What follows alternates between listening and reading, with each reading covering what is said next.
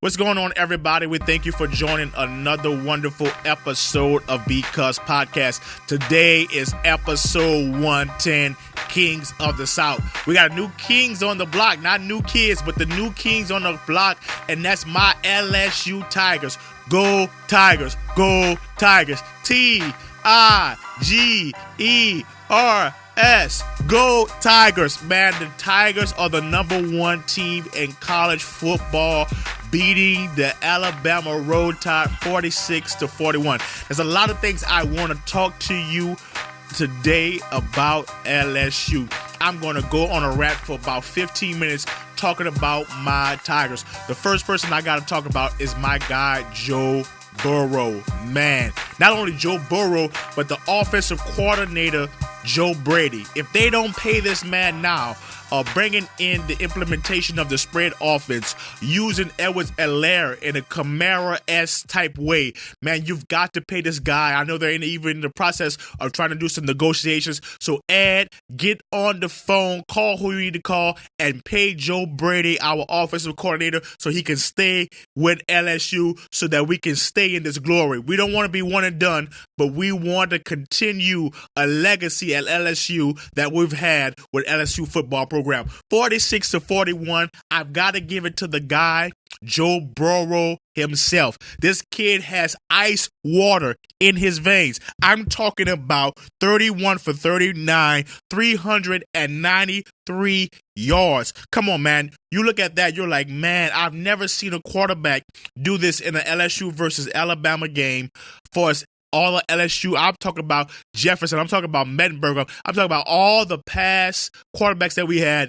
We get this guy, Joe Burrow, and this guy was explosive. Again, 31 for 39, 393 yards, and 3 touchdowns, and that was not a interception, but it was a fumble recovery, so he did not throw a pick in that game, but he did have a fumble recovery. Let's give you a recap about that. Before, I want to talk about another player before we go to the recap. My boy, Edwards-Helaire, that guy was explosive. Not only did he have 3 rushing touchdowns for 103 yards, but he also had a receiving touchdown, and he put up 9 receptions for 77 yards and a touchdown that was on a Kamara-esque play where they run the little out route and he scored. I mean, he even had shoestring catches. I mean, this guy's explosive, and we know that he's going to go in the league, man. But I think I gotta go back. I gotta go to and talk a little bit more about Joe Burrow before we go to the recap. Joe Burrow, man, the guy comes in, the guy from Ohio, he comes into LSU. He didn't even know he was going to be playing in the SEC. He comes to LSU, and this guy has ice water in his veins. I mean, the throw to Tad Moss, Randy Moss' son, he goes out, toe tap back in, catches the ball inbounds. Everybody says he's out of bounds, but he's inbounds with an explosive play. I'm telling you, he's got the toe tap like his dad. He's got hands like his dad. It's like soft pillows. When that ball is in his hand, you know it's going to stick to his hand. So Thad Moss, number 81, I've got to give him his props. He was definitely another good factor, key factor in the game. He had 6 receptions for 46. Now I got to go to for 46 yards. I got to go to my wide receivers right now. I've got to go to my wide receivers right now because I got to go talk about my boy. My 2 boys, number 1 and number 2. My guys, Jamar Chase and Justin Jefferson. Oh, man, those guys are the beasts. They are beasts. Man, those guys, when you're talking about some of the most explosive wide receivers in college football, they're having. The first play goes down on the right side. You begin to see what Joe Burrow could do. He throws it. Chase gets it, grabs it, beats the quarterback, and scores a touchdown. So explosive, these guys. I've seen Jordan Jefferson comes, do a little shake and bake action. He goes in, defeats a quarterback coming against him. He does a little shake and bake to get the first down. Man, these guys are so explosive. Starting with Jamar Chase had 6 receptions for 140 yards and a touchdown. My guy, Justin Jefferson, has 7 receptions for 79 yards, averaging 11 yards a carry. So when you see these guys, man, they were lighting it up. Another guy I wanna go into, the open pass where you had Thad Moss and Terrence Marshall by themselves wide open off a blown coverage. My guy, I got to give it to Terrace Marshall Jr., the sophomore from Bossier City. That guy was so explosive, had a touchdown as well. He had 2 receptions for 45 yards. I mean, we were hitting up on all cylinders.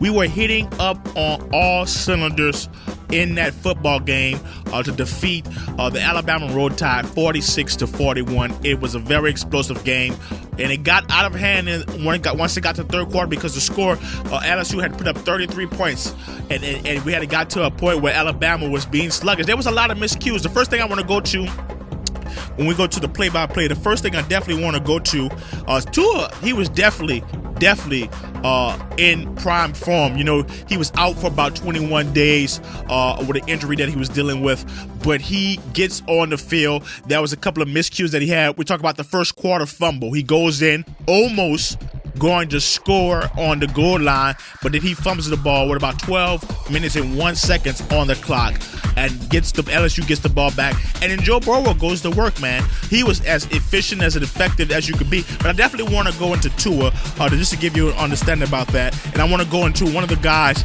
that was so explosive in this game on the opposite side on Alabama Road Tide was Najee Harris, the running back, man. That guy was so explosive.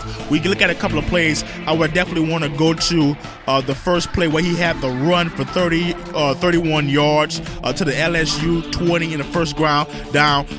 We look at Tua, what Tua had the ability to do. Tagovailoa, he had the ability to throw that 20-yard pass to Henry Ruggs.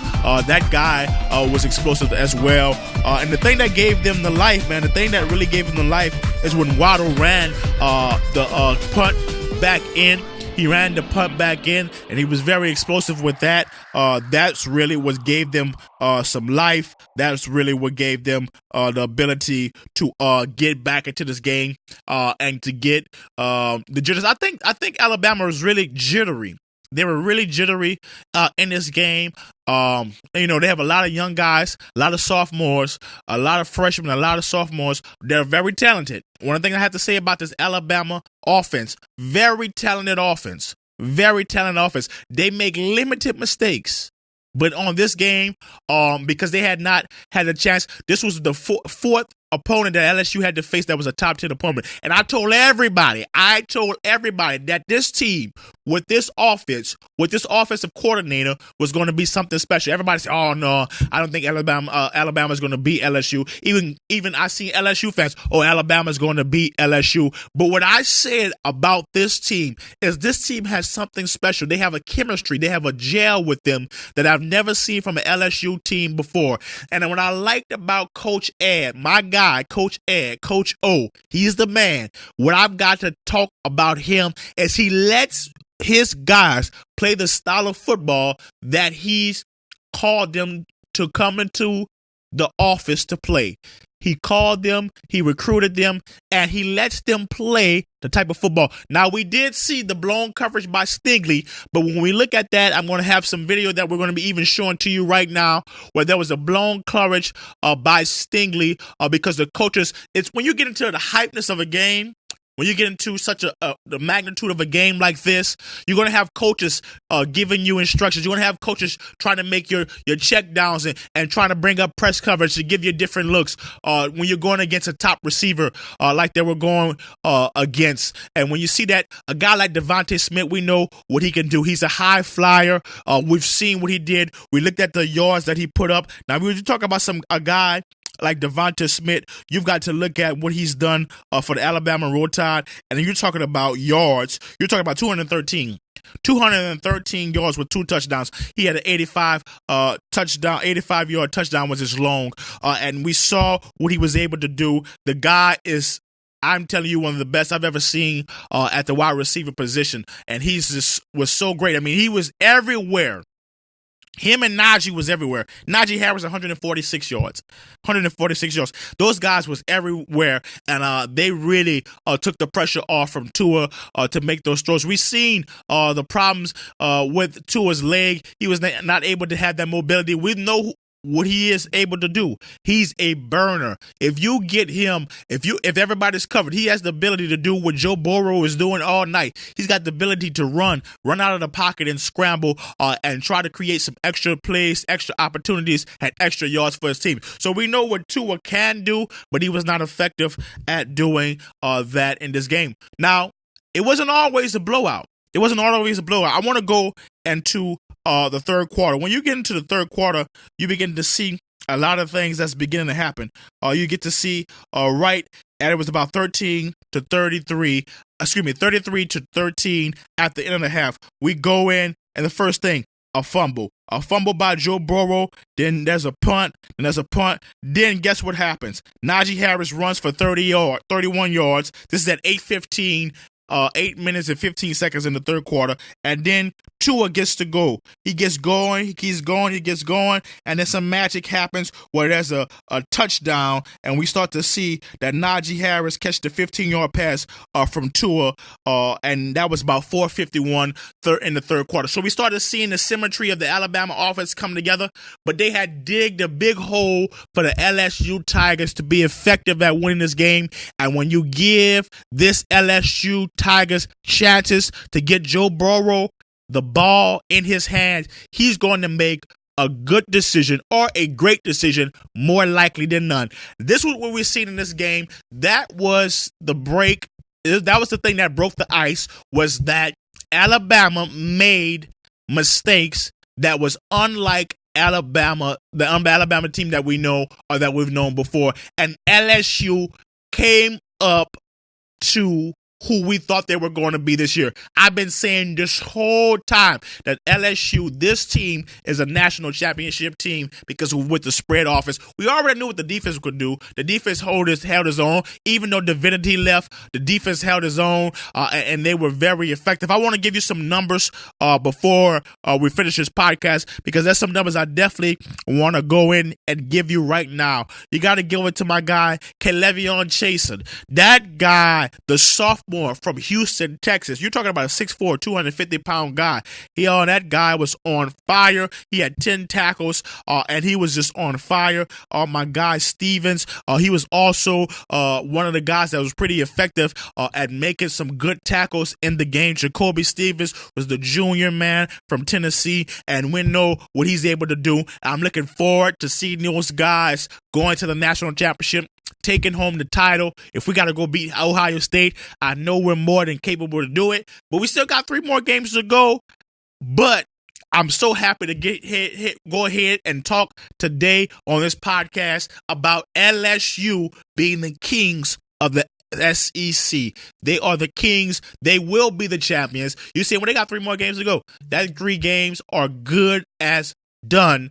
Those guys are going to the national championship, where they're going to be playing here in New Orleans, Louisiana, in that Superdome come January 13th when the college football playoff starts, and they will be not only my favorite because they're my team, they will, I'm telling you right now on this podcast, they will win the national championship.